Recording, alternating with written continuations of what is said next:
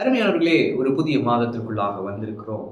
பாருங்க, இந்த 2024 ஒரு பாதியை கடந்து அடுத்த பாதிக்குள்ள வந்திருக்கிறோம்.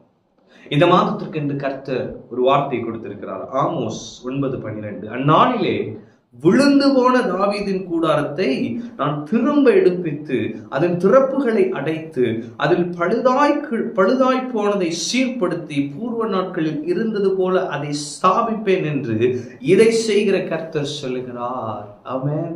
அப்ப இந்த மாதத்துல தேவன் சொல்லுகிறார், இந்த மாதம் ஒரு திரும்ப கட்டுகிற மாதம். மந்த் ஆஃப் ரெஸ்டரேஷன், திரும்ப கட்டுதல். ஆமென். விழுந்து போன தாவீதின் கூடாரத்தை திரும்ப எடுப்பித்து, அப்ப தேவன் இந்த மாதத்துல எழுந்தருளுவார். எழுந்தருளி என்ன செய்கிறார்? உங்களை திரும்ப எடுக்கிறார். ஆமென்.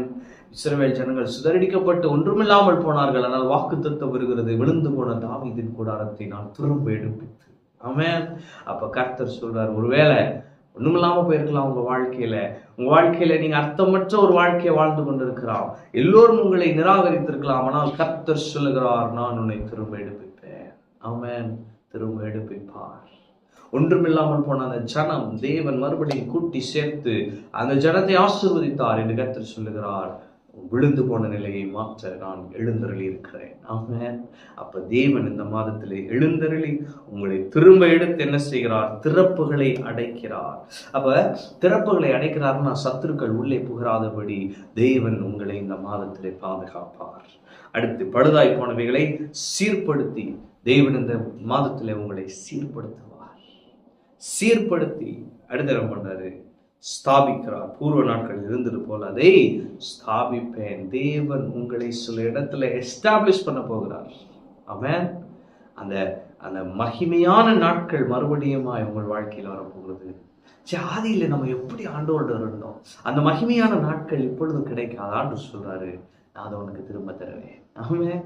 அப்ப இந்த மாதம் ஒரு திரும்ப கட்டுதலின் மாதமா இருக்கிறது. எவைகளையெல்லாம் நீங்கள் இழந்திருக்கிறீர்களோ அவைகளையெல்லாம் திரும்ப பெறுவீர்கள். ஆமென். கர்த்தர் குறிப்பாய் உங்களை திரும்ப கட்டுவார்.